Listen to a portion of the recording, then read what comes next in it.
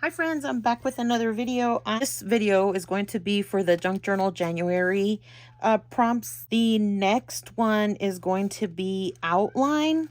And what I wanted to do is cut the outline of these leaves. These are jelly plate printed leaves that I did with some old acrylic paint. And then I added these white lines for mark making. And then I just covered this part of the scrapbook paper that I used to jelly print with. But I want to cut the outline here somehow.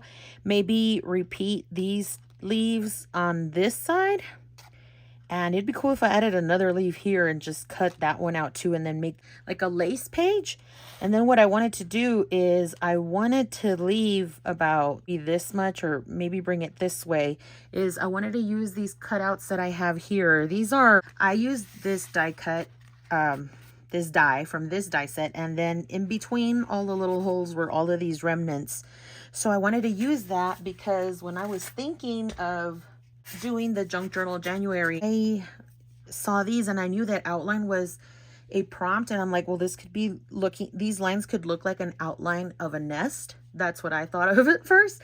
And I'll bring in the other die set that I wanted to use as well. It's going to be some birds, and I was thinking about using that one as well. I don't know other than that what else I'm going to do, so I will just go ahead and get started on the process.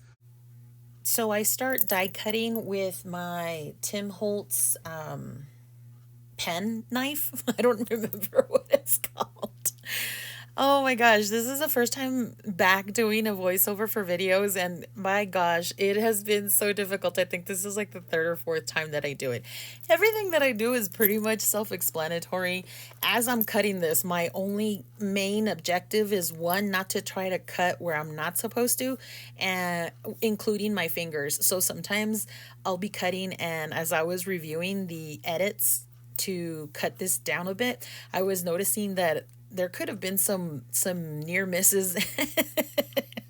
And so I'm glad I didn't end up cutting my fingers. So here I cut all the way to the edge of the page, and if I would have thought it out a little bit more, I ended up noticing that I wanted another leaf, which you'll see I draw in a little bit later. Here I cut the nest out too big. I wanted to make the base of the nest kind of on the inside of the circle, and since I had cut it out immediately without really like thinking, I just had the idea, but I really didn't think it out, so I was just kind of going intuitively with what I did. It ended up working okay. If I had, maybe I would have thought it out a little bit more, I would have connected this leaf to the other one, and then just cut the nest out correctly. If you saw there was yellow on the back side of the page, and I end up cutting some birds with that color because I like the way that the yellow and the yellow stood out from the green and the brown. I just like that the birds didn't get lost because I was thinking of using some blue and black birds, and that didn't end up working out. I like the contrast with the birds and the yellow, so I think I made a good choice there. I ended up extending the base here because it was going to need a little bit to connect it and make it a little bit more sturdy. The paper is only the paper pad scrapbook paper, so it was a little, it wasn't sturdy enough for me and my choice of paper, but I was trying to use up these scrapbook papers that no longer were things that I was inspired by, and so that's what I used for the jelly printing. Here I used the Stabilo Woody because the walnut stain wasn't dark enough for me. It wasn't opaque enough for me, trying to cover the white paint over it, and I think it did a pretty good job. I can't make whether or not I do like these Stabilo Woodies, but it helps. And then I ended up inking some of these die cuts, or the die cut remnants, so that they can give depth into the nest, and so that it's not all one uniform color, but rather it has different shades. And then some of the paper I just left the original color that it was. I did give some outlines so that they would have a definition, and then here's where you see me cut the birds. All right, so I've die cut several birds, and I cut them in a couple of colors. What I really wanted was this yellow, and it's from the back side of the stuff that I had cut out right here. So the white part was like this with the leaves, and I just die cut them, and the other side was this really cool jelly printed pattern, and I really wanted this, I cut them without thinking about the position of the birds, but I kind of like those two. I added a branch, which I'm going to color with the same ink. And then these two birds, I cut Tim Holtz. This is the Silhouette Birds. And then the branch came from the Vault Lovebirds. So this was like the vault collection for those birds. And it comes with a branch down here. So that's what I'm using. What I want to do is I kind of want to position this. This is going to free hang. Is that a word? I don't know. So I might actually layer these two so that it's a little bit stronger. I'm just trying to connect. Well, that's connected. I don't know how I'm going to connect this leaf because every time I turn the page, that's going to stay behind, and I think that's going to drive me nuts. Oh, here's the backside pattern of that. Isn't that cool? I did that with a jelly print and some fluorescent inks and some acrylic paint. So and when I was trying to cut the shape out, the outline for the circle that I had drawn, I accidentally cut into it, but you can also see that that's where the backside is of that paper. So anyway, I am liking the page. I wish I would have thought out the birds a little sooner so that I would have gotten the right birds, but all's well that ends well. And I'm going to use that branch there. I'm going to put these two birds so that they can see each other. And then I do want to use some of these Thinlits flowers. I'm not going to use the bow, but I do want some of like the twigs. And in order for me to do that, I'm going to use this paper that I have from scrapbook.com. It's the Brights. I've never used this cardstock and they're very bright. And so I wanted to add them to it because why not?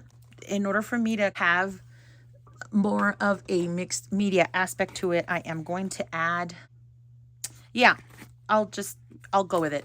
I am going to use stencils and I'm going to stencil onto a pattern onto cardstock, kind of like tone on tone. So I'll be right back with them inked, and then I'll cut them apart with the flower dies. I did the coloring of the ink, and then what I decided to do was I wanted to use some of this Frosted Crystal translucent embossing powder, and I'm gonna see how it goes, but I wanted to show you all.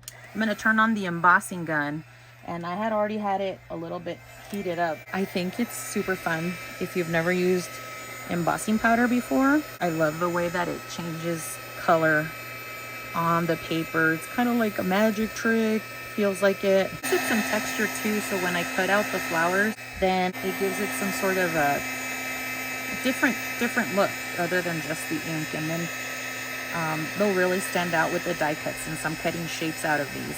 And then if you can notice on the left hand side, these flowers are a lot more sparse. Sorry, that's because the ones on the right, I put the pattern of the stencil a lot closer together because I am going to cut out small flowers. Here are the dies.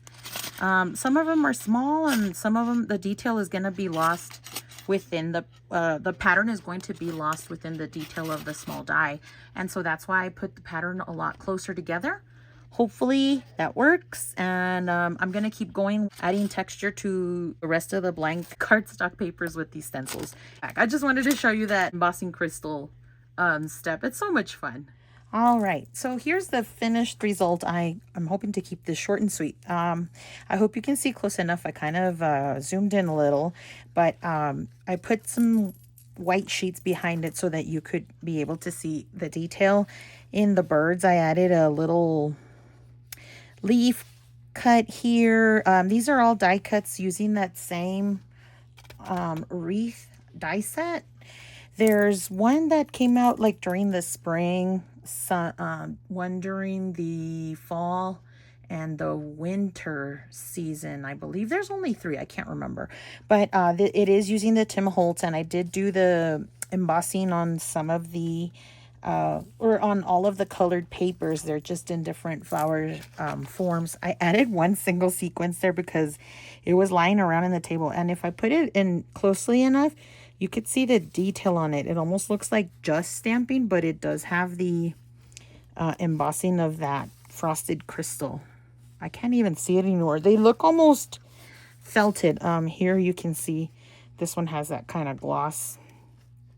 It's not a very crystallized effect, not gloss. It's a very subtle effect.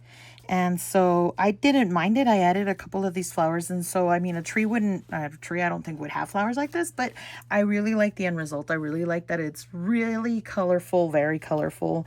I like that I added ink to over the leaves and left those paint marks on there that were white.